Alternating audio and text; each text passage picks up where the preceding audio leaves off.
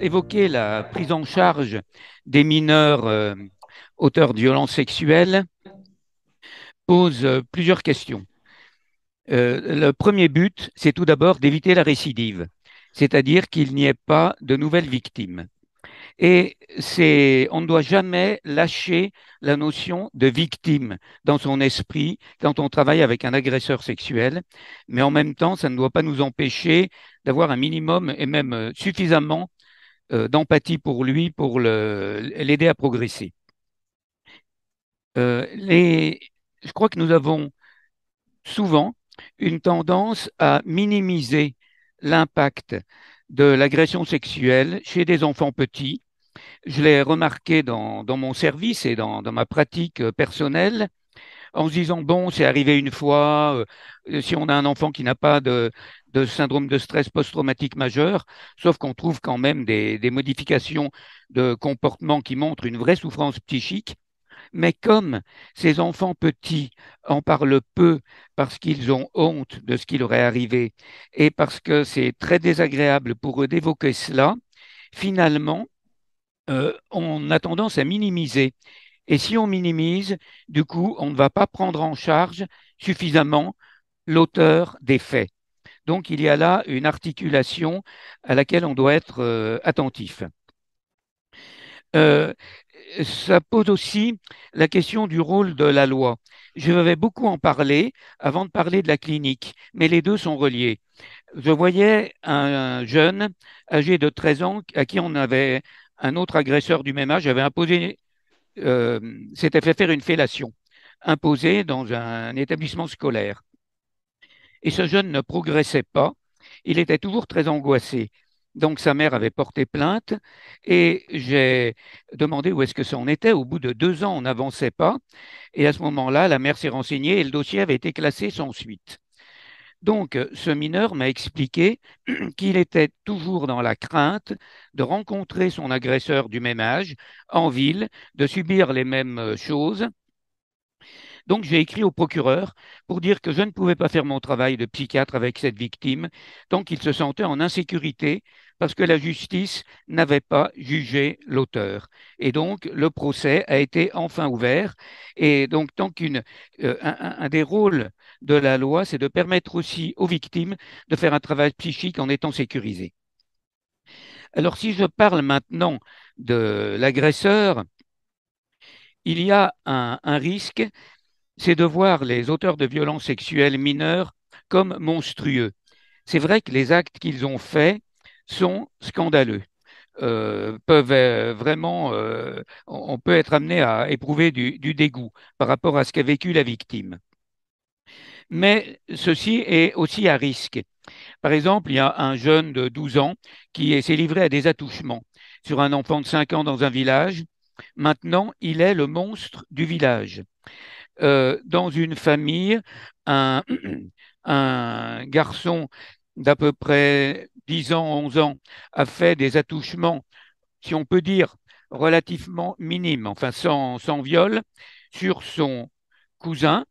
Maintenant, les deux mères sont très en froid et en tout cas, la mère de la victime ne veut plus que le petit cousin vienne à la maison. Pour le garçon qui a subi qui a dû faire des fellations dont je vous ai parlé, aucun autre établissement ne voulait recevoir l'agresseur parce qu'il avait commis ces actes. Donc, résultat, c'est la victime qui a dû changer d'établissement, changer d'école, etc., changer de lieu, éloigner de ses parents, etc. Donc, en fait, l'auteur sent très bien le rejet dont il est l'objet et on a un risque suicidaire. Donc ça, c'est une chose aussi. Autant on doit garder la victime à l'esprit, autant on doit garder le risque qui existe pour l'auteur. Alors c'est délicat de décrire la prise en charge parce qu'il n'y a pas un seul profil d'auteurs de violences sexuelles mineures. Il y en a de très nombreuses sortes. On a des classifications multiples américaines que je trouve peu utiles en général. Et je vais juste donner quelques points de repère avant de parler de la prise en charge.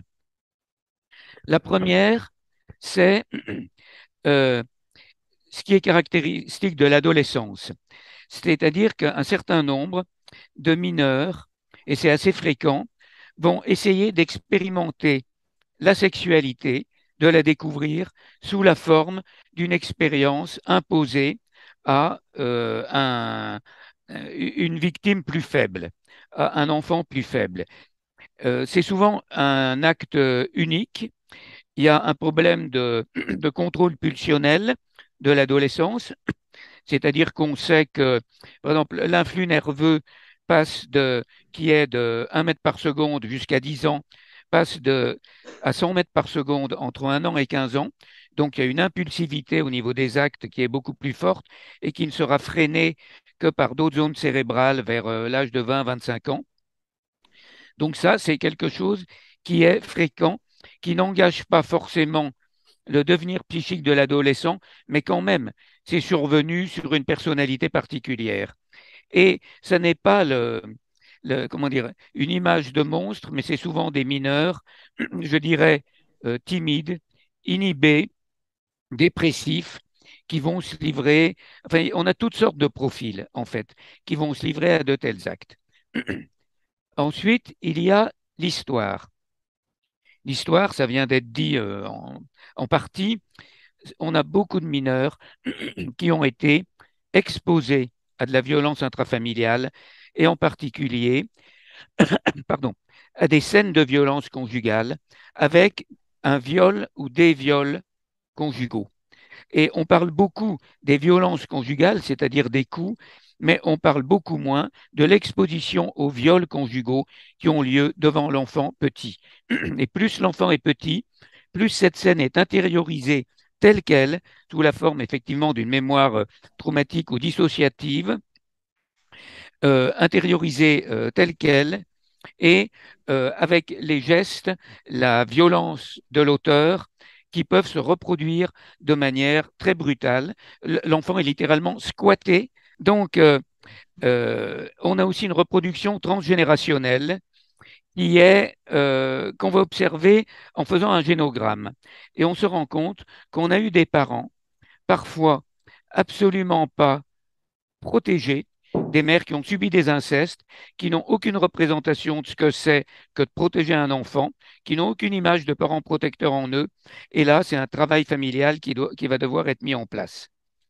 Et puis, on a des troubles psychiatriques, c'est qui peuvent être la schizophrénie, qui peuvent être de toutes sortes, qui posent évidemment la question du discernement, des sujets qui sont déficients intellectuels, et on a des adolescents qui ont ce qu'on appelle une alexithymie. Alexithymie, c'est une incapacité d'identifier ce qu'on ressent soi-même et aussi d'identifier ce que ressent l'autre personne. C'est, on peut dire, presque au-delà de l'absence d'empathie. Alors, on voit bien que dans la question du discernement, c'est pas seulement la question de l'interdit, ce qui est interdit est la transgression, mais il y a aussi quelle représentation on a du corps de l'autre et de ce que l'autre peut ressentir. Je pense à un mineur qui avait fait des actes sexuels graves sur une petite fille et il a expliqué à l'expert que de toute manière, il pensait que la fillette ne ressentait rien et que comme quand on tape un chat, le chat ne ressent rien. Donc on est à ce niveau d'incapacité de représentation et c'est là-dessus que le travail thérapeutique va porter, c'est comment faire en sorte qu'un sujet puisse représenter les états affectifs et corporels d'autrui. Je reviens encore sur le rôle de la loi, qui n'est pas gagné, hein. Il y a encore 10 ans, un juge a écrit, je dis bien écrit, au-dessous de 15 ans, quand il y a des actes sexuels, ce n'est que des jeux de touche pipi. Alors que je ne suis pas sûr qu'il pourrait l'écrire maintenant. Mais je donne l'exemple d'un jeune de 12 ans sa mère est nourrice.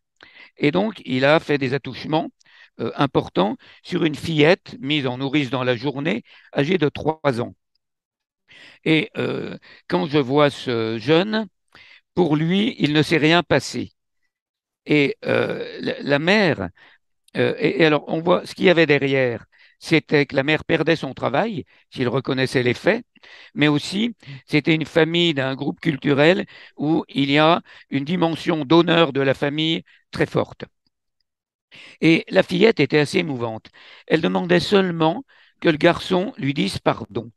Donc j'ai revu une deuxième fois ce garçon et la fillette et le garçon a dit non, j'ai rien fait, il a refusé.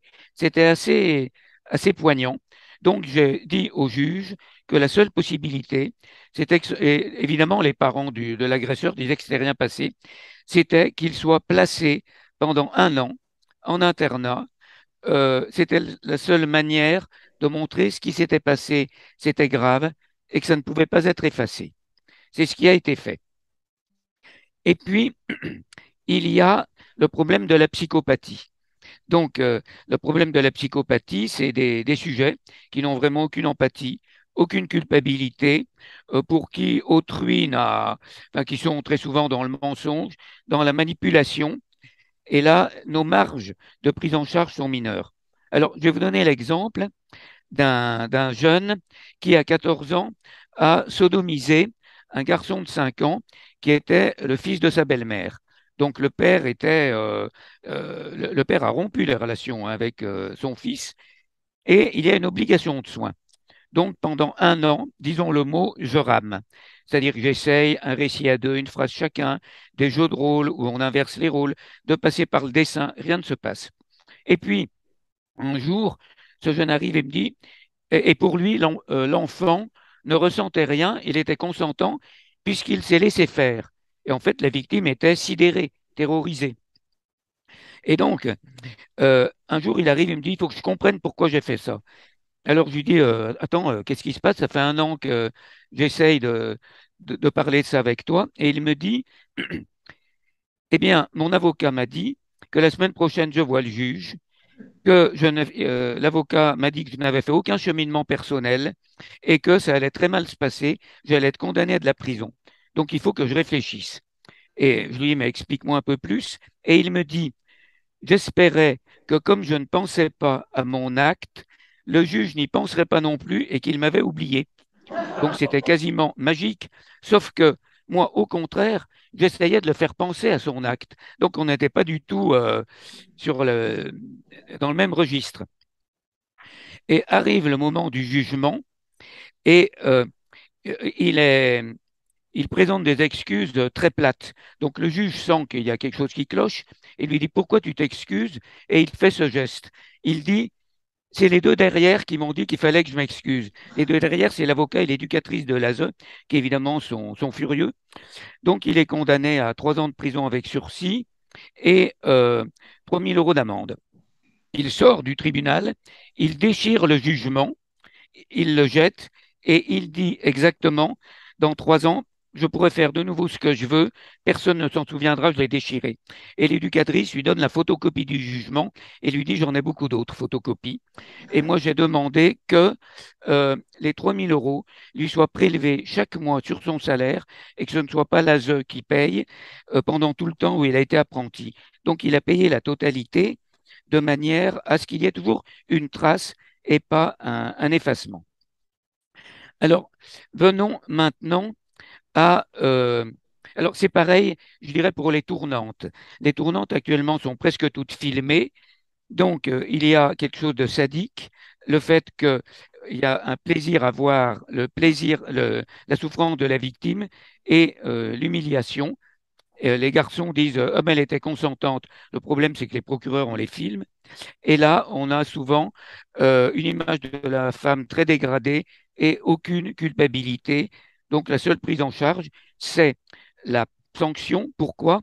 Parce que pour ces sujets, ce qui est grave, c'est pas, ils n'ont pas fait quelque chose de grave, c'est la lourdeur de la sanction qui leur montre que ce qu'ils ont fait est grave. C'est-à-dire, ça coûte cher, comme ils le disent. Alors, quand on peut faire un travail psychique, heureusement, c'est souvent le cas, là, il va y avoir la question de la reconnaissance des faits. On dit que c'est une condition minimum. D'autres acceptent de prendre en groupe de tels jeunes, même s'ils ne reconnaissent pas les faits, et ils peuvent être amenés à en parler quand même dans le groupe avec d'autres agresseurs sexuels. Bon, alors le premier mode de prise en charge actuellement en France, c'est en groupe. On a beaucoup de publications, ça vient du Québec, et c'est quelque chose qui est un peu étonnant. Un peu étonnant parce que un acte sexuel violent dont on peut avoir honte, on peut se dire que ça devrait être traité que dans l'intimité, qu'en en parlant à un seul thérapeute. Et souvent, ces sujets n'arrivent pas à parler à une personne seule, ils ont trop honte ou ils n'y arrivent pas à parler d'eux-mêmes. Et le fait d'être dans un groupe où ils savent que tous ont commis un acte de cette nature, ça leur évite la peur de se démasquer. De toute manière, tout le monde a fait quelque chose de grave et du coup, ils ont une liberté de parole qui est beaucoup plus grande souvent qu'en prise en charge individuelle. Je vous dis bien, ça dépend des mineurs, mais c'est quand même toujours couplé à une prise en charge individuelle.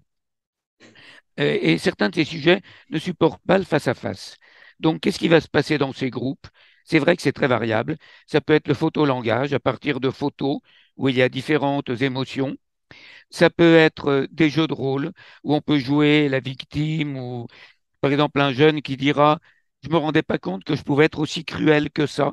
Donc, il commence à avoir accès à ce que autrui peut ressentir. Ça peut être des jeux, des jeux assez, assez, je dirais, astucieux. Par exemple, il y a des cartes. Un mineur tire une carte. Il y a deux questions. Il l'attend à un autre participant.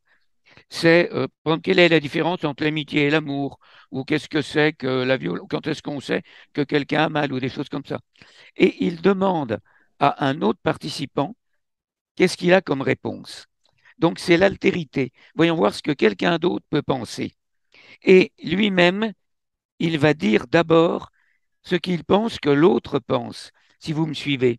C'est-à-dire se mettre, comment dire, commencer à penser l'autre comme ayant des sentiments différents de soi et pas seulement comme quelqu'un qu'on va utiliser dans son corps. Donc ces groupes présentent vraiment un gros intérêt. Le deuxième aspect, je vous l'ai dit, c'est le travail familial avec le génogramme, avec la question des limites, bon, etc. Et puis, il y a les deux derniers points. Les deux derniers points, c'est le travail individuel. Le travail individuel, comme je l'ai pratiqué, il s'agissait aussi de mettre en représentation l'auteur et la victime. J'ai trouvé que ce qui était intéressant, c'était le récit à deux, c'est-à-dire une phrase chacun. Et ce qui veut dire qu'à un moment, le thérapeute va devoir endosser le rôle du bourreau et pour que l'agresseur puisse à un moment se mettre dans le rôle de la victime. Et l'intérêt d'un récit à deux, c'est que on peut le modifier, dire non, c'est trop dur, on change de scénario. Je vous donne un exemple qui, je sais, va vous choquer. Là, c'est des voleurs très cruels, mais ils veulent être soignés. Ils sont blessés en posant une bombe. Donc, il faut voler une infirmière à l'hôpital, me dit Renaud. Je fais l'infirmière, rendez-moi ma liberté.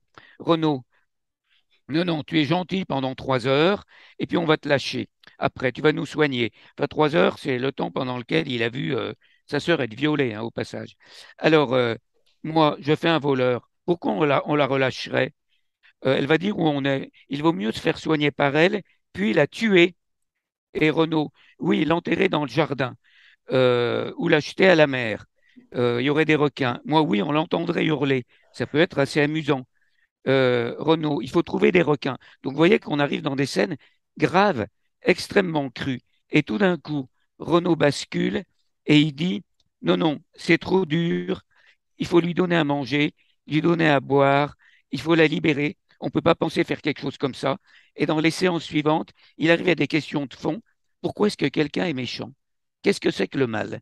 Vous imaginez la profondeur de cette question de la part d'un agresseur sexuel qui, au départ, avait 55 de quotient intellectuel.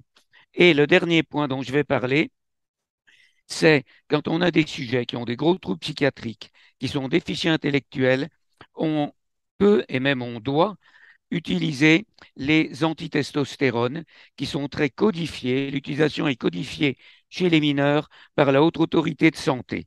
Alors, on l'utilise chez des personnes qui ont vraiment des pulsions qui les débordent, qui sont incapables d'un travail psychique, qui ont une véritable dangerosité vis-à-vis des petits. Il y a des effets secondaires, il y a une réversibilité, et puis ça peut être transitoire.